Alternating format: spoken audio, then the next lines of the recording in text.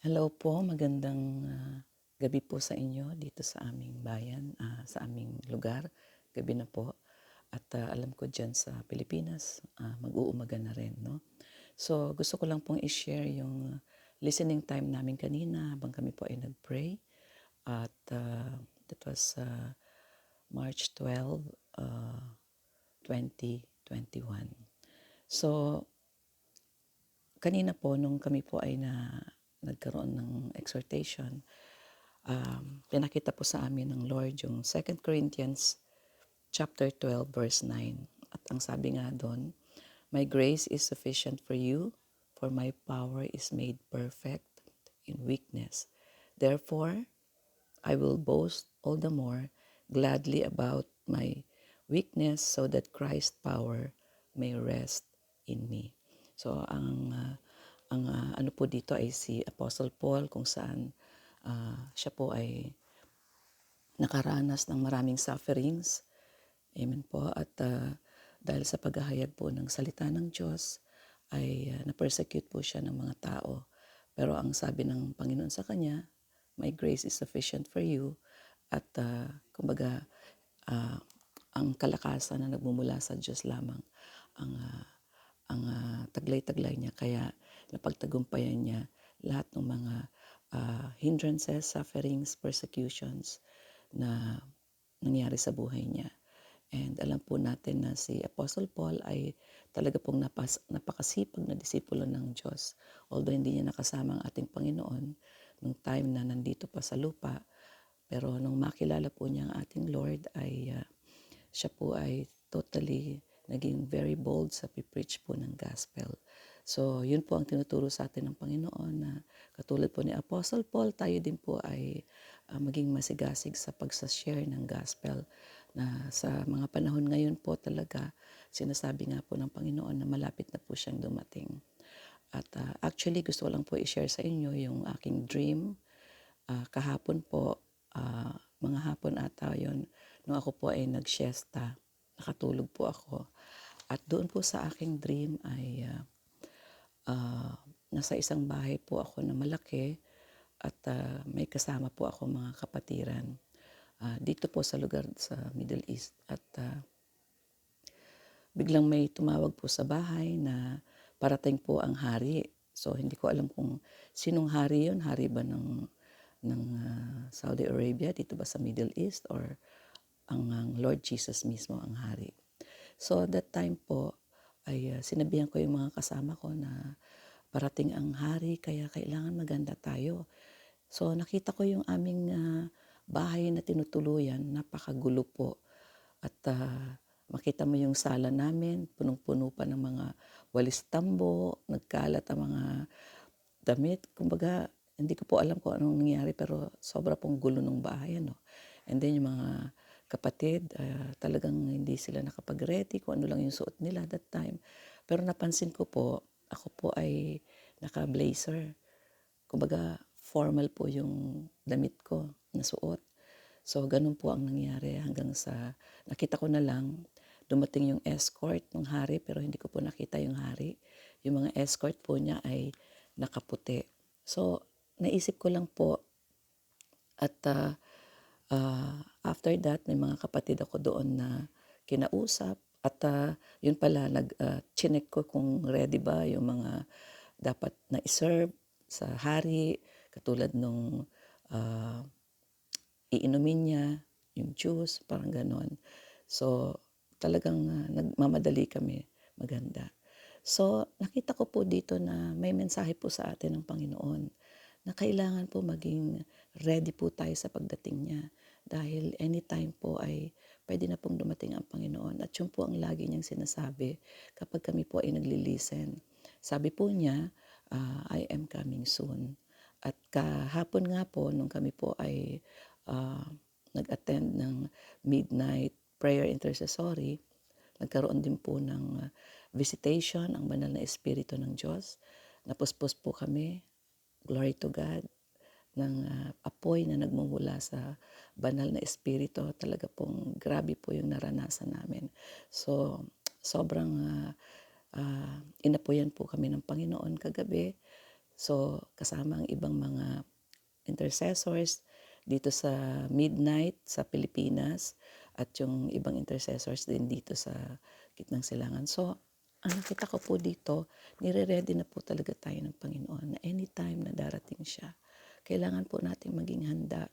Wag po tayong, wag na po nating i-ignore yung mga salita niya kasi malapit na po siyang dumating. At sabi nga po niya dito sa Revelation chapter 10, sabi po dito, there will be no more delay.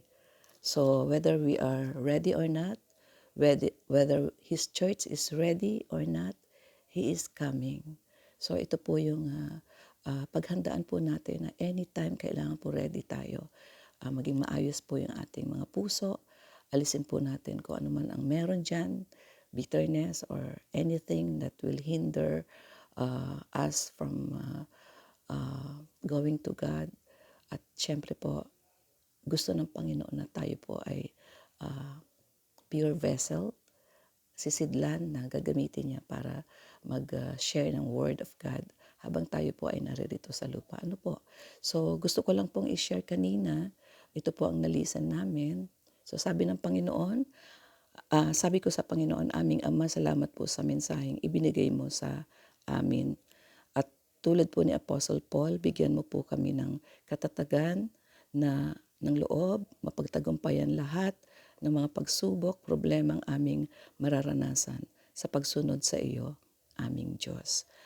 At ito ang sabi ng banal na Espiritu ng Diyos sa puso ko.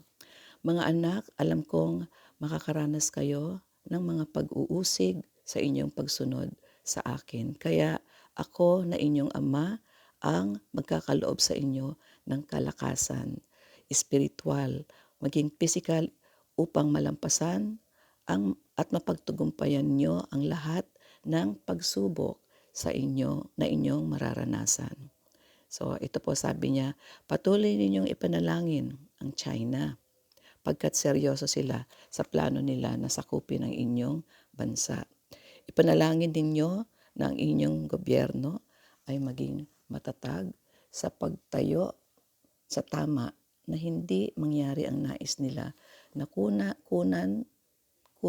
ang ilang lupa ng Pilipinas sa Palawan, maging sa iba pang lugar. Ipanalangin ninyo na hindi matuloy ang kanilang mga napag-usapan sa panig ng gobyerno at panig ng China.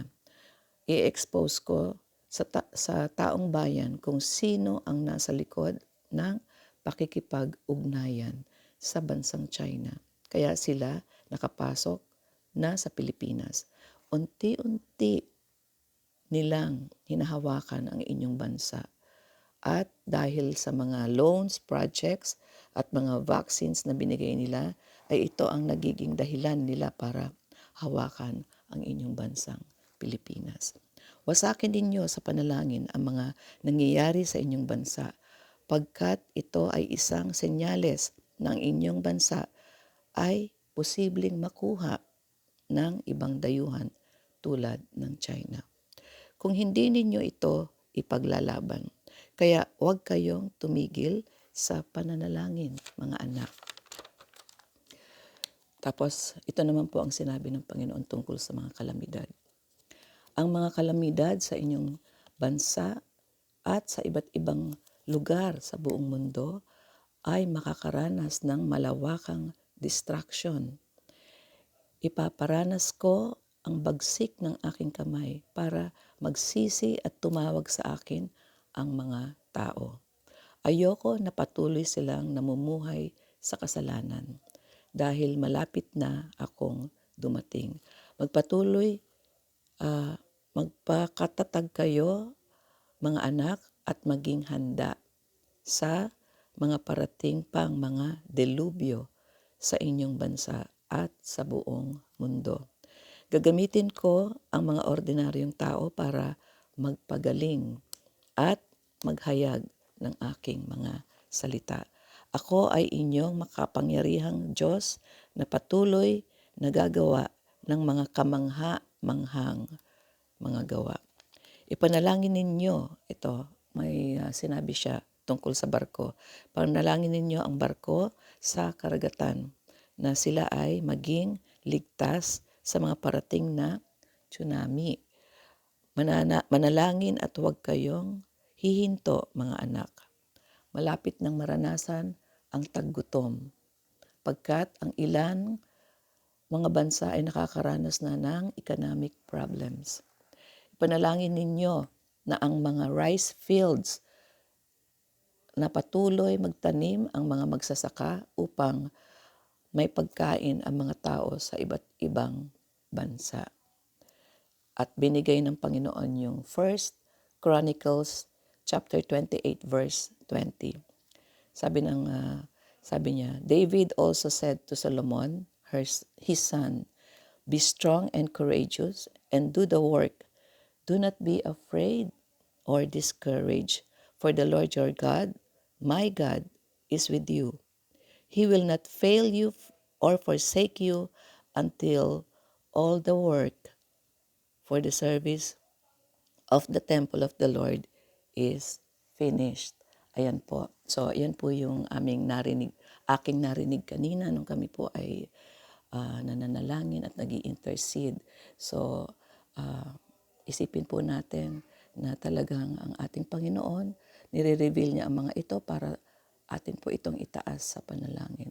So, yun po ang ating isama sa panalangin nyo na nawa ang ating bayang Pilipinas ay hindi po masakop ng ibang bansa at pagsikapan po natin na ito ay ipaglaban kung meron man o kung totoo man na ito ay naibenta ang portion ng ibang lupa natin ay naibenta, paglaban po natin ito at wasakin po natin ito sa panalangin.